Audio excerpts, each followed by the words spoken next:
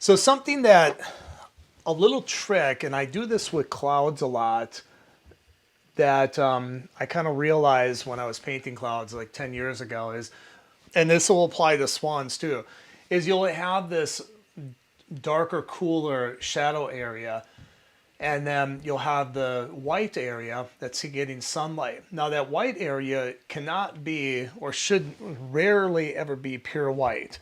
Sometimes you can get away with pure white, but you got to know what you're doing. All right.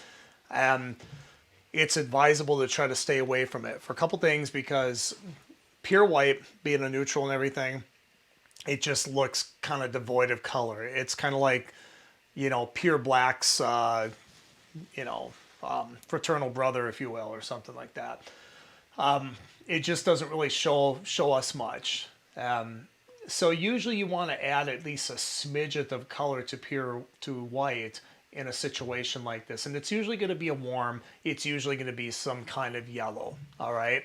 Well, what happens if you take that pure white with, or not that pure white, but you take that titanium white with a little bit of yellow in it, and then you mix that with this very cool blue? You start to get a tinge of green. Some situations that might be preferable, other situations it's not. And in this situation, it's not preferable. And it's usually not preferable with clouds and things like that.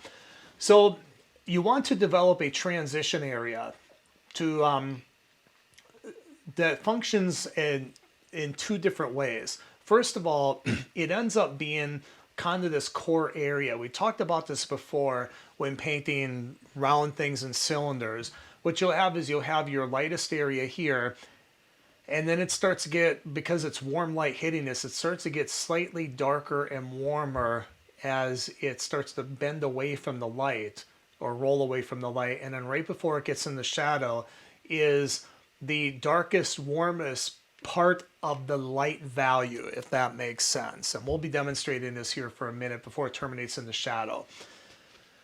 And the warm that you can use is a type of red, because that red, being that it's, it's a complement of green, okay? If you do have any green that ends up kind of intermingling in there, that red is going to help neutralize it pretty fast. And it's going to create a nice transition. So let me show you what I mean. I'm going to grab some titanium white. And this time I'm going to grab a little bit of alizarin. Now it's important that with this transition area, this is basically a halftone. And as any, most good art teachers will tell you, halftones usually you want to have them be more light than dark, okay? Usually halftones favor being on the light side of, of a value mass, and the lighter value mass in the dark. I'm going to go in here and just right along where I have this darker blue, I'm going to stick some of this in there.